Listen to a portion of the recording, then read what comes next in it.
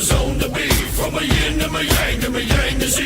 Put a grin on my chin when you come to me. Cause I'll win, I'm a one of a kind, and I'll bring death to the place you're about to be. Another river of blood running under my feet. Forged in a fire lit long ago. Stand next to me, you'll never stand alone. I'm last to leave, but the first to go. Lord, make me dead before you make me old. I feed on the fear of the devil inside of the enemy faces in my sight. Aim with a hand, shoot with a mind, kill with a heart like Arctic ice. I am a soldier and I'm marching on. I am a soldier and I'm marching on. I am a warrior, this is my song. I am a warrior and this is my song. I bask in the glow of the rising war, lay waste to the ground of an enemy shore. I read you Lima Charlie, loud and clear. And that's it, everyone. Hello, and welcome to another episode of Lima Charlie, loud and clear. You can see tonight I'm with our very good friend, Travis Wilson. Disclaimer, he is the owner and founder of Alpha Elite Performance, what we consider we're a sponsor here on this show, and Stu and the Nun, good friend of Toby and mine, of course, and founder of a charity, Alpha Elite Outdoors, which is one we push. You see it in our trail and credits all the time. So I just want to get that out there. No conflict of interest, but a damn good brother of mine and Toby's, and glad to have you on, Travis. Appreciate it. Glad to be here. Yeah, it's been too long. You've been a busy cat, and we'll have to talk about that another time on the other show, normal show. But on this one, we want to talk about, what brought you in the military, why you came in, what branch you went in, what job you did. We'll start there. If you can kind of give our listeners and viewers a little bit about how this all started. What inspired you to join? What inspired me to join? The fact that I dropped out of a military academy. That's no. Excuse me. Sorry. My father was an Air Force pararescue guy, and I was just kind of raised. I think I was just being groomed to be in the military at a young age. My dad always talked about it. I wore shirts that said, like the airborne death from above shirts, and he always talked about, his time in service as a PJ, that he went on to become a physician assistant until he retired. And he used to talk about Green Berets, that as a PJ, he would pick them up on occasion and stuff, and always kind of wondered where they came from, what kind of mission they were doing. He'd talk about them. He sang parts of the stanzas of the Ballad of the Green Berets by Barry Sadler to me as a child. So he'd wake me up with, pin silver wings on my son's chest, make him one of America's best. So kind of knew that that's where I was headed. And after high school, went to a military academy, a preparatory school, and dropped out of that because I hated it. But, ultimately joined the Army to be yelled at and told what to do. So I went into the Army, in the regular Army, and airborne. I was a medic at that time. It was a 91 Bravo. Now I think it's a 68 Whiskey. Yeah. So I was a 91 Bravo line medic, and I went to my first duty assignment was at Fort Hood. I went to an aviation battalion. Well, actually, the first battalion I went to was there was a Corps Lurs there, 3 Corps Lurs, but I showed up, and I remember Sergeant World, Staff Sergeant World, black guy, mean. Showed up. He's like, "How many push-ups can you do?" And I don't know. I probably said something stupid, and he just made me push for a long time. And then he proceeded to tell me that they were deactivating and that I was going to be sent to a unit on Fort Hood. So I went to an aviation unit, 2-4 Aviation in 4th ID, for a short time. Wasn't it around 90? Wasn't it around 19? I got there 95. 96. 95. 96 is when I got to Hood. Yeah. Okay. So, in the 90s. So, and then just really didn't like being at Fort Hood. Being a Texas kid, I wanted to see the world, like most kids do. And of course, I also graduated high school in Anchorage, Alaska. And the Army thought it was funny to go ahead and say, you know what, you're right. You don't need to be at Fort Hood, Texas. We're going to send you to Anchorage, Alaska, the first of the 501st. So I went to the 501st. That's it. What's that? The Geronimo. Yeah. So went up there and stuck around until I decided that I wanted to be a Green Beret, and went to selection in 1999, in November of 99, and got selected. and then decided, I'll go back to school. So I got out and went Were back you to a medic school. that whole time when I you're was. first and all that stuff? You're a medic. Okay. Yeah, was a medic in the in an airborne infantry unit up in Alaska, 501st. So yeah, had a great time. Jumping out of Malamute drop zone and a bunch of others. That's right. Yeah, we've talked about that before. We were eating the same snow and the same dirt at the same time for sure. Yeah. Our crossing, and ironically, so you're in Toby's a little bit, and Yeah, which is a small world it is. it is. So you went out, you went to school. You said so you Oh, have active duty. yeah. So went to Boise State just for like a year and almost 2 years. Finished school. I was going to school I was in. Uh, yeah, I went to school for exercise science, and then thought, well, this world is popping off. I'm gonna go back in, and so went back in and wanted to be a Green Beret, and called them up, and they were like, "No, man, you kind of screwed us over by leaving after getting selected and all that." And so I was like, "All right, cool. Just tell me what I got to do to come back." And they said, "Well, you need to go to a regular Army unit and go deploy to war." So Iraq was kicking off. I went to 21st uh, CASH, 21st Combat Support Hospital, out of Fort Hood. And yeah, I wasn't at Fort Hood long ago. We, immediately went over to Iraq and served some time there. And the whole time I was there, once we got email up, and I would say it was kind of a blessing to be in the cash, because I was able to get my medical skills back up, and really enjoyed doing that job, especially in the trauma section of the 21st Combat Support Hospital, but also being able to have the luxuries of like the internet, and so that I could start talking to the Q course guys. So And go through back through any recertification or anything like AIT, or it'd been so short they took you right back in. yep, Yeah. yeah, it was so short they took me right back in. I think I did a waiver or something. I did lose one rank, but I got it back pretty quickly. I got out as an E5, and went back as an E4, and then got it pretty quickly, and went to the emailed all the guys, and they were like, "Yeah, just take a PT test. You better smoke it." And what else? I can't remember what else, but said, "Yeah, I smoked my PT test," and essentially went back home to Hood to out process so that I could go to the Q course. So, and they didn't make me go back through selection, which I thought was Oh, awesome as really? well. Yeah, they figured these two wars were going to be pretty busy, and they need some bodies. Yeah. Um, so yeah, I didn't have to go back through selection, which was awesome. So Okay. And then got in. yeah. What was were you a Delta and SF, or what was your specialty in there? No. In 1999, I went through selection, and you take all these tests, and they basically told you were going to be whatever you scored well in. And I ended up being an Echo, and I showed up to the Q course, and Sergeant First Class Nguyen, first group guy, was my TAC at the time, and God rest his soul, he passed away not long after that when he went back to group. But he told me, like, when I showed up, it said I was gonna be an 18 Echo, and I was just like, "Oh, this is crazy. I don't want to be an Echo. I want to be a Delta. This will be easy to change because they always need medics."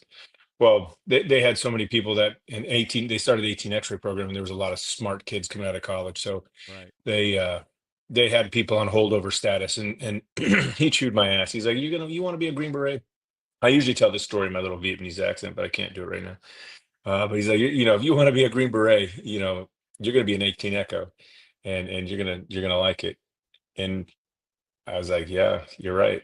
I want to be a Green Beret." So I left his office, went out and stood around with the rest of the guys. I don't know what the hell we were waiting on, but then at that time I thought I'm pretty badass. Kind of had I'm at the Q course, had my hat kicked back a little bit, hands in pockets like everybody else. But he saw me because I was just in his office, and he came storming out that door and started chewing my ass with my hands in my pocket, acting like that.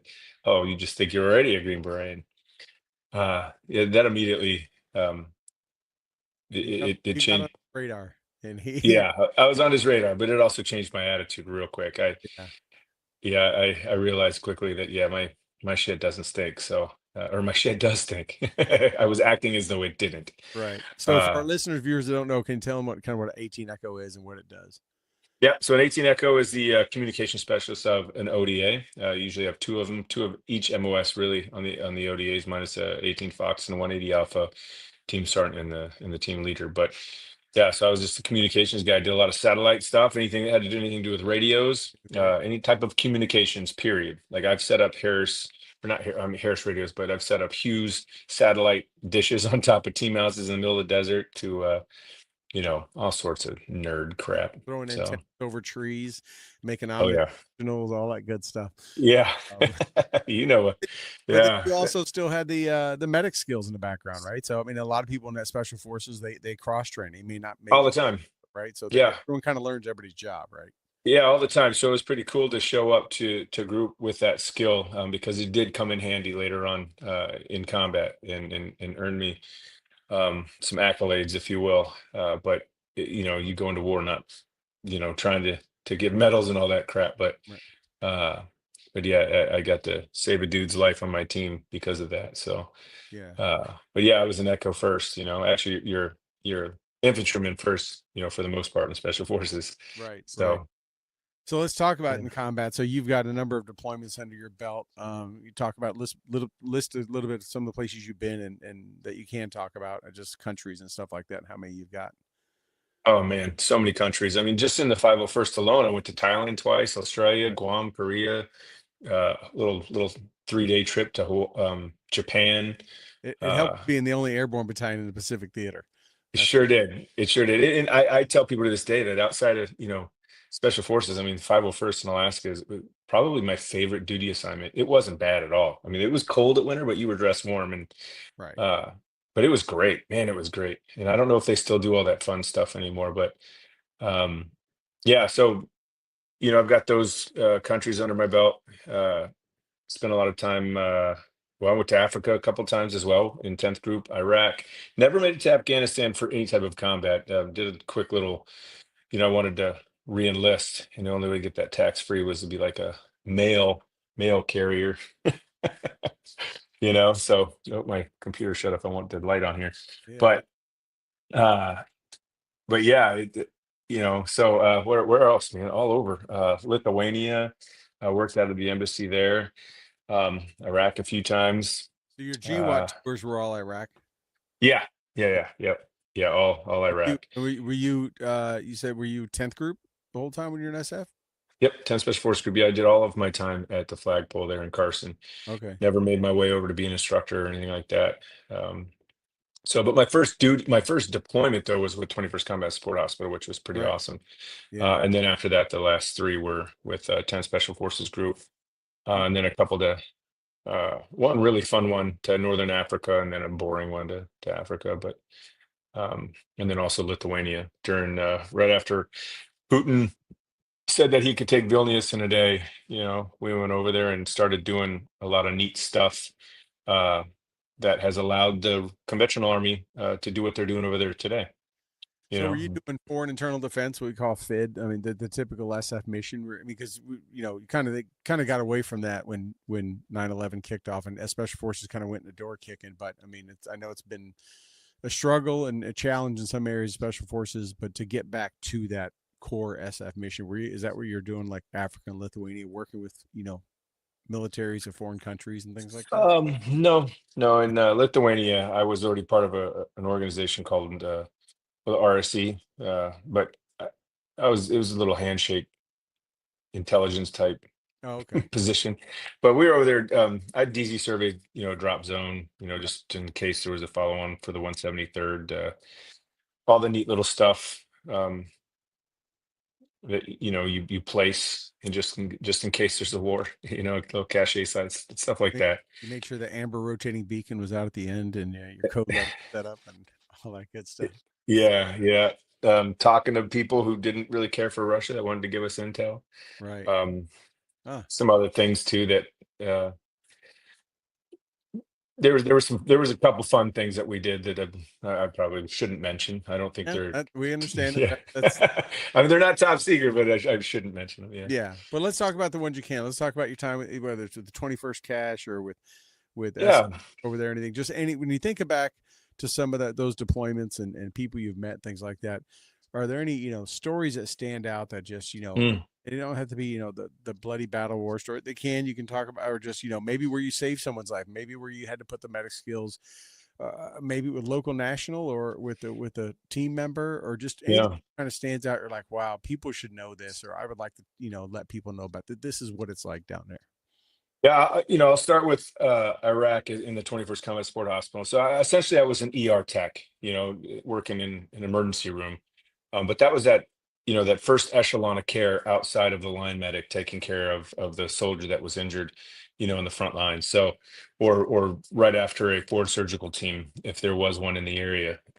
So obviously we got a lot of trauma. It was nonstop. We had a radio that we monitored. Helicopters were always incoming. The helicopter landing pad was right outside our front door for the most part. And so, or units would just bring guys, whether they be injured or deceased, they would bring them straight to us. So saw a lot of that, right off, right out the gate, and you grow up pretty quickly. But um, and we saw some of the local nationals as well that we had to treat. If they were injured by Americans, we would end up treating them. And so saw a lot of kids, a lot of male adults, even saw some of the combatant male adults that we had to help, which was kind of difficult at times when you're told that this guy is directly responsible for, an American soldier who's out in the reefer van, who was killed. But you've got to do your job. It's difficult, um, but yeah, there was a couple. I guess my first experience with death in combat was Lieutenant Leaf Knott, who was a West Point graduate, and he took just one round to the chest, and they brought him to us, and I was the one to go out there and just ensure that he was deceased, and he obviously was. It was kind of ridiculous to even go out there and do so, but that was my first time seeing a dead American soldier. Was Lieutenant Leaf Knott. What's that? How old were you then? At that point, I was 26, I think. Yeah. Yeah. You Um, growing up a lot. You mentioned, I mean, it definitely ages you, would you say? quickly. Yeah, absolutely. Absolutely. And then there was another kid, Private First Class Taylor. I just remember his name, but he was my first IED case. And to see what an IED can do to the human body was like it's just jaw dropping, hard to get past, but you quickly do. And then another name. And these are the three names that I remember and kind of say often. And for this last one, there's kind of a neat story with it. But Charles Edward Bush, he was in the National Guard, and he was. I'm not exactly sure how it happened, but he came to us looking 100% alive, but he wasn't. And so he was a guy that I ended up doing, chest compressions on for like 45 minutes because we were just trying to figure out, what's going on. Let's keep this guy alive. He was already gone. He had separated from what I was told later. He separated his aorta from his heart, but it was a blast, I believe, and it caused him to drive off the road, and his chest hit with all his gear on, hit the steering wheel pretty hard. But the funny story with that is that I was recently at a thing called Military Influencer Conference last year, and the keynote speaker was up there, and his name's Thomas Tran. He's a comedian. He's a veteran. He was in the army. He lives out in California. Funny guy, great guy. He's talking about his experience and losing his first soldier, and up pops Charles Edward Bush's picture, and I immediately got emotional. And because I had always said Charles Edward Bush's name many a times, I looked his obituary up online and even left a couple messages on there where you can leave, messages. And uh, yeah, I just got really emotional. I think, a couple tears rolled down my cheek. And but it was cool to meet Thomas Tran and then tell that story that I just told you and how I've just been walking around with Charles Edward Bush's name in my mind for a long time. And he immediately. What's Yeah. that? I'm sure he was shocked too. He didn't know past the point of putting his friend in an ambulance in an FLA and sending him to the combat support hospital. He didn't know the rest of that story. Right. And he didn't know the team, of people who and other soldiers who tried to save this man's life. So it was a kind of a closing of a chapter for him, and it was kind of a closing of a chapter for me as well because I didn't know what led up to that, and I didn't know any of his other soldiers that he worked with or his family.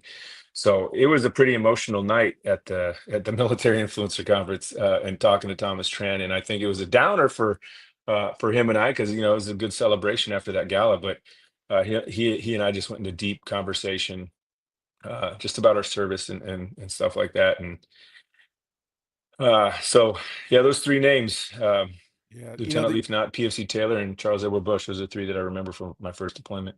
yeah. I mean, this is better. I always call them small army stories, right? Just and that's a classic example of one of just how can two people from totally different parts find themselves, and that there's a connection. We've Yeah. had you and I and Toby have talked about our connection, Mhm.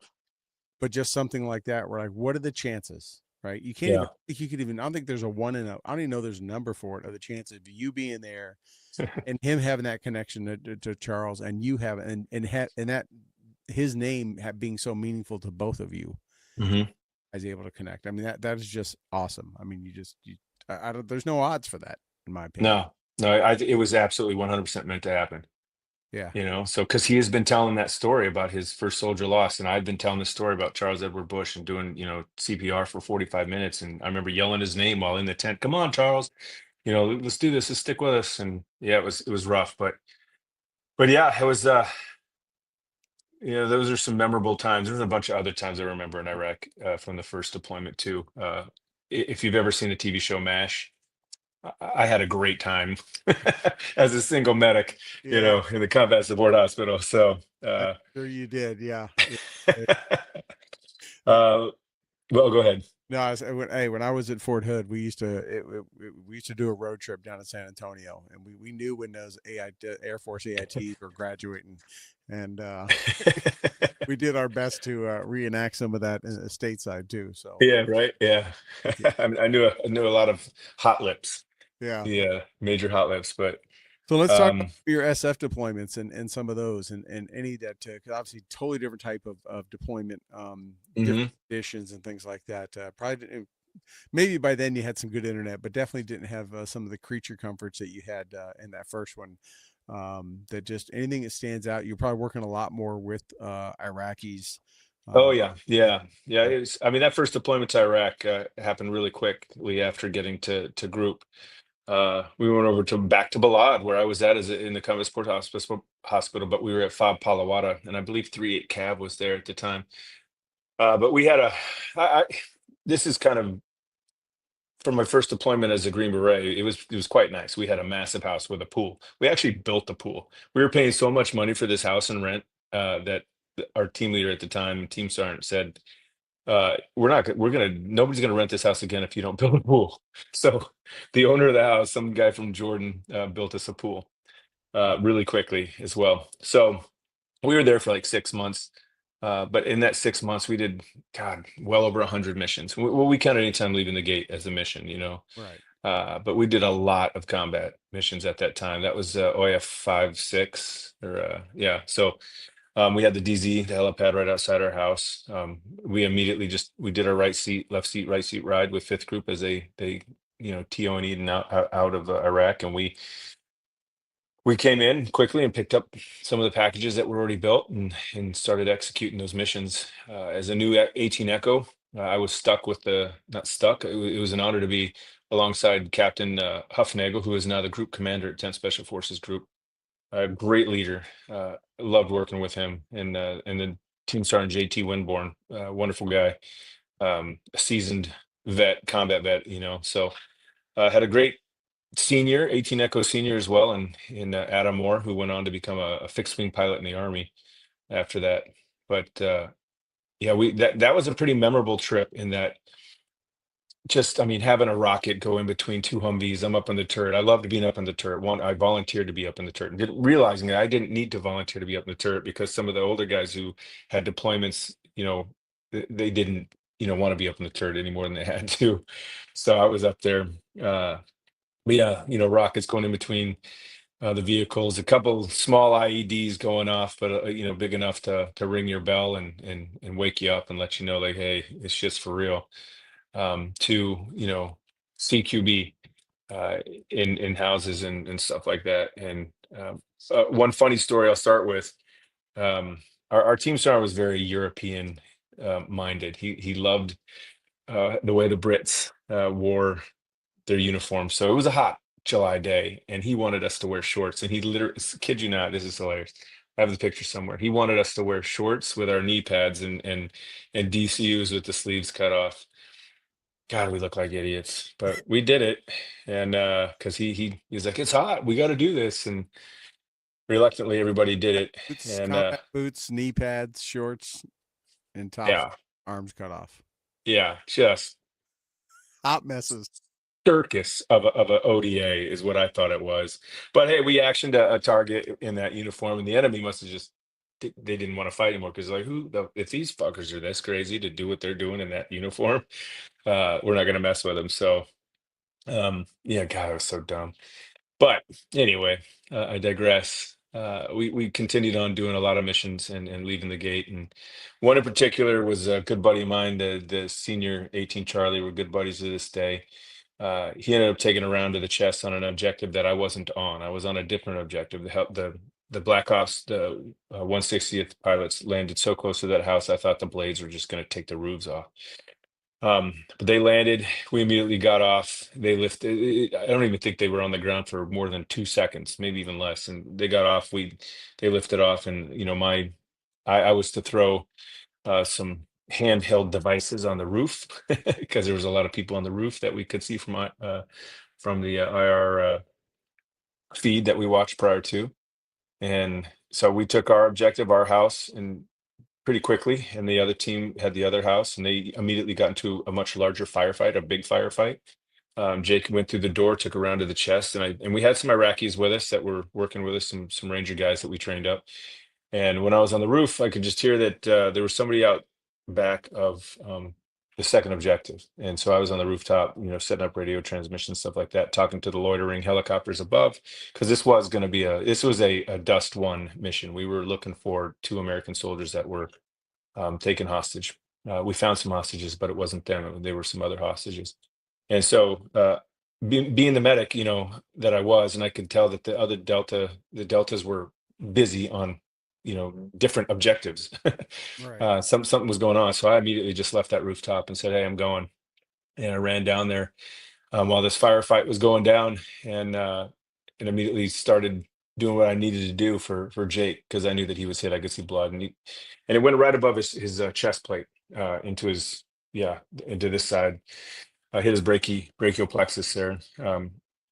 And then out of nowhere, this other stud came sliding in like third base slide.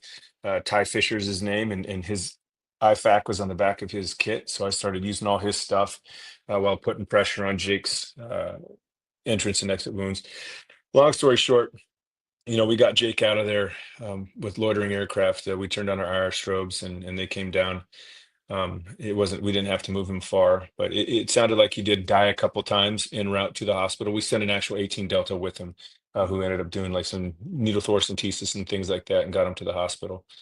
But it was from that, I've got both comms going on, talking to the birds, and this side I'm talking to the team, and the birds are telling me, hey, you got a squirter out the back. We're going to basically they laser lighted him, so that we could see it under nods. And so I'm on the other radio saying, hey, we got a squirt out the back. I'm going. And I was just amped, and I probably should have waited for everybody else, but I was like, screw this, I'm out. And I started sprinting to that IR flashlight, and got the bad guy. He was in the water. He was actually our HVT. And Oh, yeah, so got him out, and Ty Fisher was actually, showed up behind me as well. He also did a little bit of extra killing on the rooftop real fast. And yeah, it was a pretty successful mission, other than Jake taking a round to the chest. Jake is alive to this day. He lived, and it was a team effort, and so we kept him alive. that's what Yeah. those medic skills in that. Had you not been one, I'm sure you had, the basic, probably more than basic medical training from your Yeah. deltas. But I mean, to know that, recognize what sounded like a collapsed lung, and how to handle that and get there. Massive blood loss. I mean, yeah, it was Yeah. nice to hear the doctor say when we went to the hospital, say, hey, whoever got to him first is the reason why he's still here. And it was nice to hear, my team sergeant say, Travis, thank you. Like, and again, like I said earlier on, there's a reason for why these things go down the way they do. So, and I love that guy today. We have a nice little toast pretty much every May 31st around midnight, because it happened at like 12:30 on June 1st, Wow. so yeah. That's worth every bit right there to be able to still do that, and not be at a tombstone talking about it for sure. 100%. Absolutely. Yeah. So Yeah. that's a phenomenal story because what you probably, I mean, I picked up on what you're saying and knowing, but maybe some of our viewers and listeners didn't realize is all that was done at night. That was, At you were night. on the roof, you were talking to birds, you were marking IR strobes, Yeah. buddy. Yeah. All at nighttime. And the mission doesn't end after that. I mean, once you're done, we stuck around because we had hostages there, and then we had to know what to do with them. And then the houses were just demolished after we left. I'm not sure what tank battalion came in, but they just destroyed it all.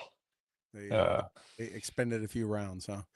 they And sure did. Yeah. Yeah. It yeah, wasn't going to be used as a hostage facility anymore. yeah, yeah. So, Anything else from those times with SF in Iraq or anywhere that just stand out? Any could have been a funny story or just something crazy. The shorts was great by far. I'm trying to picture how goofy you guys would have looked, but it's idiots. One funny. one. But I'm thinking your shorts weren't that high. I'm thinking they probably were a little bit lower than some of Yeah, yeah, mine were right above the knees. They were proper. Yeah. Now, one funny story. Ty Fisher, good dude. He ended up retiring as this command sergeant major, and I heard that he liked to suntan naked, and I would go up to the roof to hit golf balls into the village, not too far away. I don't think they appreciated that, but I needed to practice my golf swing. But I go up there one day, not really thinking about Ty Fisher being naked, and I get up there and there's Ty Fisher just butt naked, while UH-60s fly overhead, H-64s, you name it, any type of airframe, was going overhead was seeing his bright white ass. Uh, so probably maybe they were flying over more often for a reason. There yeah, could be. right, probably, maybe, but a lot of that stuff happened with us. Being a Green Beret and in Special Forces, we tend to do things a little differently. We have some more leeway. So, but I appreciated all of the regular Army guys that were in that area, and I'll tell you, the viewers and listeners here, that if you're one of those guys that you say, "Oh, well, I wasn't a Green Beret, I was just this," I will tell you that I could not have done my job for you guys that think that you're just a supply guy, or just a commo guy resupplying me with batteries and stuff like that. I couldn't have done my job, and I hear that often, and that's one thing that just pisses me off, because it takes all of you for an ODA, a Special Forces ODA, to be able to do what they do. It takes more of you to be able to make us do our mission. So and so we thank you for that. I thank you for that. So Yeah, I think I heard it one time way back when I was in PLDC. They said this was 89, I think 90, damn. that it takes 12. If you take all the other, this is just talking about basic infantrymen, all the other MOSs together, it takes 12 of them to support one infantryman. So for every infantryman that's in the Army, you take all the Yeah. rest, and it takes 12 just to support that one. From again, logistics, gear, comms, transportation, you name it, right? Your first deployment was a 21 cash, right? You were ER tech, you had internet. Mhm. You're kind of probably as a phobic that could be in the first initial push in, but look how meaningful and impactful that was, right? And Mhm. and that kind of stuff. And I don't think anyone that is in combat arms or whatever is ever going to talk bad about anybody, especially if their lives are in the hands of someone else. They're going to appreciate that job, MOS or whatever, regardless of what they wear on their dress greens or not. Absolutely. So Yeah. brought that up, yeah, because Yeah. you've probably seen us. I know I have, being an Army brat and an SF brat myself and everything. I travel a lot like you do, and it seems, I mean, everyone I meet, they find out you're in the military, they pick it up or whatever. It seems like everyone, I mean, not everyone I meet, but I would say a vast majority seem to be Marine Con, sniper, Special Forces, Navy SEAL people. It's like, dude, you can just, you don't, and you don't have to take long to talk to someone. You realize they're probably, inflating that just a tad. It's Yeah. like, you just tell, and I had my own, so I've had soldiers of mine that deployed, and I find out through the family networks and everything that they're telling loved ones back home that this and this. I'm like, dude, you can just be proud of what you're doing. Yeah. You don't have to say a whole bunch of other stuff that you're going to get caught. Like someone's going to throw the Oh beam yeah. at some point. It is. And I used to tell my soldiers this, after about 2004, I would say you're here. You've either enlisted or re-enlisted since 9/11. That says a lot. Right? Yeah. The pre 9/11s, they could say they were in for college money or this or that or whatever. But after that, if you're raising your hand again or you've enlisted since then, you're coming in knowing damn well where you're probably going to end up. National Yep. Guard duty didn't matter. Reserves, you were heading over at some point. 100%. Absolutely. Yeah. Absolutely. Yeah. Anything No good else? deal. Oh, I don't want to keep you too much longer. Anything else you want Yeah. to let our listeners and viewers know about? I mean, obviously you got a couple foundations you're involved in and things like that. Or Yeah. any other story? Well, I'll tell you. Um, well, I'll say this: if you guys, anybody that wants to participate in an event that actually helps to support a trip that we're doing down in Cabo, so Alpha Elite Performance Outdoors and the Green Beret Foundation, we're teaming up because I work for the Green Beret Foundation as a director of programs and community relations, amongst other things. It keeps me super busy. If you all want this hat, Green Beret Foundation hat, you can go to greenberetfoundation.org and hit the shop button. But on April 26th, we have our March for Our Military event here in Montgomery, Texas. You don't have to be present to participate. You can also do it virtually. And if you just go to the greenberetfoundation.org and go to the events section, and you'll see March for Our Military, you can register there, or you can go to aepoutdoors.com and go, you'll see the registration for the March for Our Military on April 26th, which is taking place here in Montgomery, Texas, but you can also do it virtually. You'll get our badass t-shirt that we designed. It's pretty awesome. It's got an armadillo with a rucksack on it, and it's pretty cool.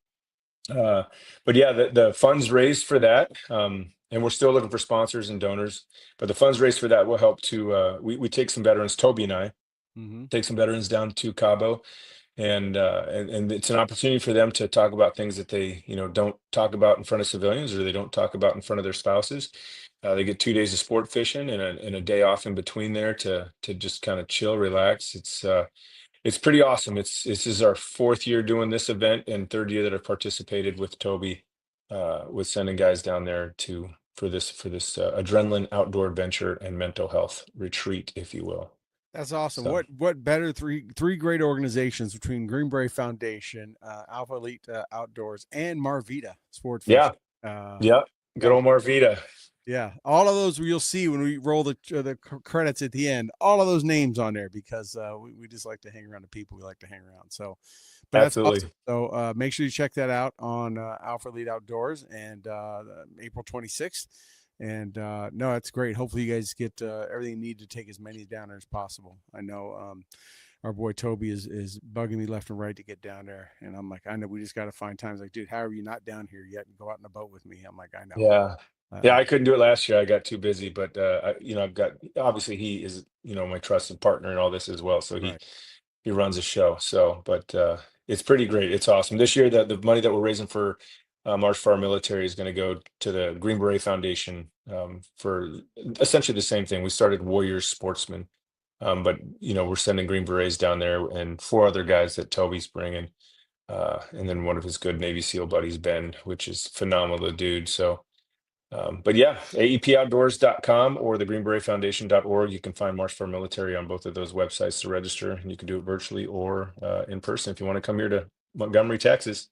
There we go. It's not going to be as hot as it will be in a few months. So if you're going to do it down there now, That's why we're doing it now. Yeah, lies coming. absolutely. But awesome. Well, hey, thank you so much, Travis. Good to see you, brother. It's been too long. We'll have to get you back on again and just talk about some of the other things you got going on outside of Lima Charlie. But thank you for joining us and giving us some of your background and some of your stories. We appreciate it. Yes, sir. Thank you. Thank you, everybody. You have a good night. Be sure and tune in every Tuesday here on Stu and the Nun for Lima Charlie. We've got people lined up for weeks on end, and these stories are just, you're not going to hear them anywhere else. And always tune in on Stu and the Nun on Thursday nights, where we have Travis back there and many other folks, as you know, that watch this show. So thank you all very much. Thank you, Travis. Everybody have a good night.